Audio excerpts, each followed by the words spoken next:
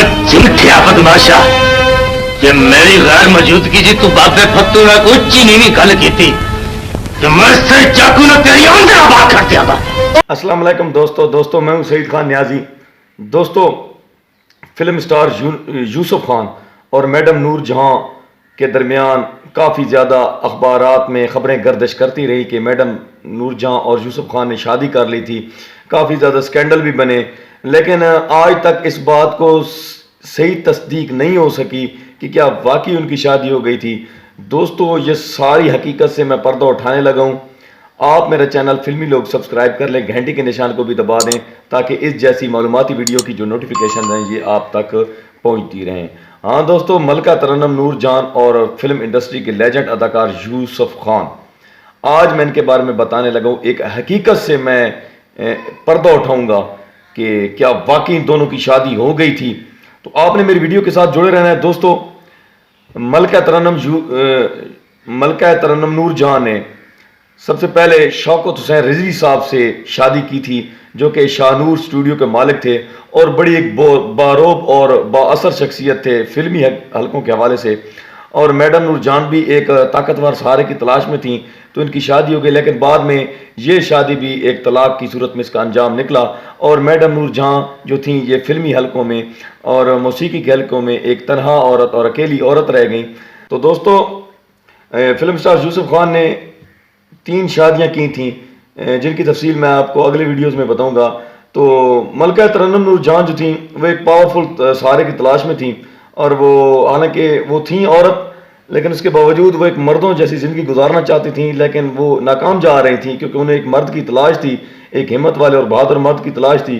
तो दोस्तों, 1954 में यूसुफ खान साहब की फिल्म रिलीज़ हुई, नई पहली फिल्म रिलीज़ हुई जिसका नाम था परवाज़। इसमें सबिया खानम जो थी वो यूसुफ खान के साथ एज ए हीरोइन आई। तो उस वक्त फिल्म इंडस्ट्री में 4 हीरोओं का जो रोब और दबदबा चल रहा था, जिनको ज़्यादा फिल्में असाइन हो रही थी, जिनमें संतोष कुमार हो गए, सुधीर हो गए, दर्पण हो गए और असलम परवेज हो गए। तो दोस्तों, उस वक्त यूसुफ खान नए नए फिल्म इंडस्ट्री में आए थे और सबिया खानम के साथ इनकी जोड़ी बहुत ज़्यादा मशहूर चल रही थी। हालांकि ये जो 4 हीरो थे, इनमें जो थे संतोष कुमार जो थे वो यूसुफ खान साहब के साथ ज़्यादा जेलसी और हसद फील किया करते थे और मुख्तलिफ फिल्मों में उन्होंने यूसुफ खान साहब को कट भी करवाया और अपनी जगह बनवाई। हालांकि यूसुफ खान दिल ही दिल में उनके खिलाफ नफरत के जज्बात उनके दिल में थे, लेकिन वो कुछ कर नहीं पा रहे थे। हालांकि यूसुफ खान साहब एक बाहिम्मत और एक जोशीले किस्म के पठान जवान थे, लेकिन कुछ अर्सा गुजरने के बाद फिर 1957 में एक फिल्म की शूटिंग चल रही थी, जिसमें यूसुफ खान साहब ने गुस्से में आकर संतोष कुमार को एक जोरदार थप्पड़ रसीद कर दिया और इस थप्पड़ की गूंज पूरे के पूरे फिल्मी हलकों में सुनाई दी और मुख्तलिफ अखबारात की जीनत भी बनी, जिसके बाद यूसुफ खान का रोब और दबदबा जो था फिल्म इंडस्ट्री में कायम होना शुरू हो गया। मलका तरन्नुम नूर जान की नज़र जब यूसुफ खान साहब पर पड़ी कि इतने बड़े हीरो को यूसुफ खान ने थप्पड़ लगा दिया है, तो उनके दिल में यूसुफ खान साहब के लिए मोहब्बत जाग उठी और उन्होंने यूसुफ खान साहब के ज़्यादा करीब होना शुरू हो गई और उन्होंने यूसुफ खान साहब को प्रपोज करना शुरू कर दिया। तो यूसुफ खान ने उनको कहा कि ये प्यार मोहब्बत का ये खेल मैं इतना ज़्यादा नहीं खेल सकता, तो अगर आपको इतनी ज़्यादा ख्वाहिश है तो आप मुझसे शादी कर लें। तो फिर मलका तरन्नुम नूर जान ने यूसुफ खान साहब के साथ शादी के लिए रजामंदी का इजहार कर दिया, तो दोनों की शादी जनाब जी हो गई। लेकिन बदकिस्मती से ये जो शादी थी यूसुफ खान और नूर जान की, ये ज़्यादा अरसे नहीं चली, ये ज़्यादा से ज़्यादा 2 या 3 महीने के अरसे तक चली।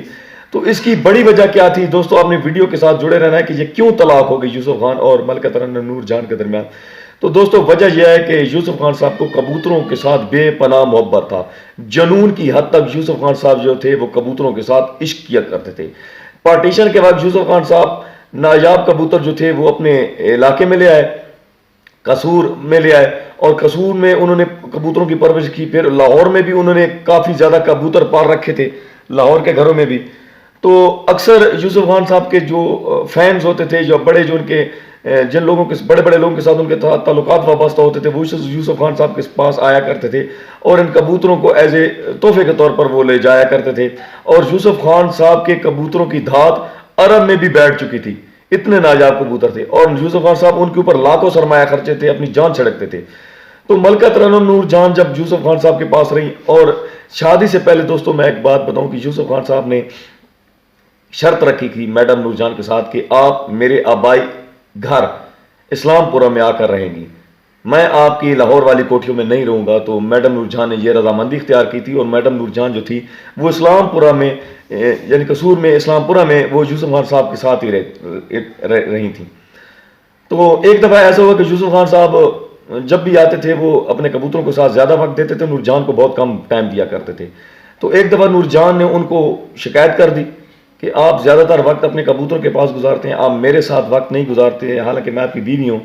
तो यूसुफ खान ने जब ये बात सुनी तो यूसुफ खान साहब गुस्से में लाल पीले हो गए। तो उन्होंने थोड़ी देर के लिए खामोशी इख्तियार की, फिर उन्होंने कहा कि चलो सोचते हैं इस बारे में।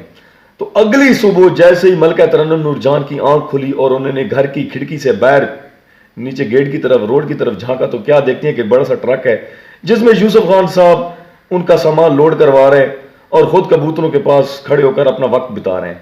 तो उन्होंने यूसुफ खान साहब के पास आई, उन्होंने वजह पूछी, खान साहब ये क्या बात है? तो यूसुफ खान साहब ने कहा कि मुझे ऐसा लग रहा है कि तुम मेरे कबूतरों से हसद फील कर रही हो, मेरा जान माल मेरी सब कुछ मेरे कबूतर ही हैं, मैं कबूतरों से बढ़कर किसी औरत से प्यार नहीं कर सकता, हालांकि मैं अपने कबूतरों के लिए अपनी जान तक भी अपनी औलाद तक भी कुर्बान कर सकता हूँ। तो मेरा और तुम्हारा इतना ज़्यादा देर चलना मुमकिन नहीं है, तो क्यों ना हो कि आज ही मेरे और तुम्हारे रास्ते क्या हो जाए, अलग हो जाएं। और उसके जवाब में मैडम नूरजहां बहुत ज़्यादा गिड़गिड़ाई, बहुत ज़्यादा रोई, बहुत ज़्यादा मिन्नत तरले की। उन्होंने कहा खान साहब आप मुझे एक दफ़ा एक मौका तो दें। लेकिन यूसुफ खान साहब एक कड़ियल जवान थे, उन्होंने कहा कि दोबारा मैं आपको मौका नहीं दूंगा क्योंकि मेरी ज़िंदगी में बार बार मौका देना मेरे असूलों के ख़िलाफ़ है। तो इसके बाद मलका तरन्नुम और जनाब यूसुफ खान साहब की अलहदगी हो गई। और दोस्तों यूसुफ खान साहब जो थे वो मलका तरन्नुम को शादी के बाद मैडम नूरजहां नहीं कहा करते थे, वो उनको अल्लाह वसाई और अल्लाह रखी के नामों से पुकारा करते थे। तो उसके बाद दोस्तों इन दोनों की अलहदगी हो गई। और दोस्तों इससे पहले का अगर मैं आपको बैकग्राउंड बताऊं तो इसके बाद की मैं एक स्टोरी बताऊं, इसके बाद की तो मोहम्मद अली और ज़ेबा के दरमियान भी तलाक हो गई थी और ज़ेबा ने इंतकामन सुधीर से शादी कर ली थी। और सुधीर ने भी एक शर्त रखी कि आप शादी के बाद मेरे आबाई घर में रहेंगी, मेरे आबाई शहर में रहेंगी, मेरे घर में रहेंगी, मैं आपके घर में नहीं रहूँगा। तो दोस्तों इसी तरह यूसुफ खान साहब ने भी मैडम नूरजहां को अपने घर में महफूज रखने के लिए उन्होंने अपने घर की शर्त लगाई ताकि वो उनकी बीवी बनकर रहें। लेकिन दोस्तों बदकिस्मती से ये शादी इतना अरसा कामयाब नहीं हो सकी और मैं 2 या 3 महीने ज़्यादा देर चल पाई। और दोस्तों इसके बाद इनकी तलाक हो गई। तो ये थी बड़ी वजह, जो कि तलाक की बड़ी वजह बने यूसुफ खान साहब के कबूतर। और मरते दम तक यूसुफ खान साहब ने अपने कबूतरों की परवरिश की थी।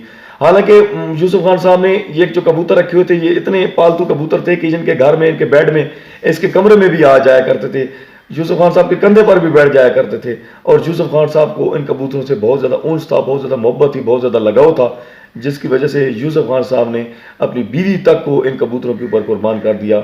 दोस्तों ये थी मेरी आज की वीडियो। इंशाल्लाह नेक्स्ट वीडियो में दोबारा आपकी खिदमत में हाजिर होंगे। तब तक सईद खान यादी को इजाज़त दीजिए। अल्लाह हाफिज़।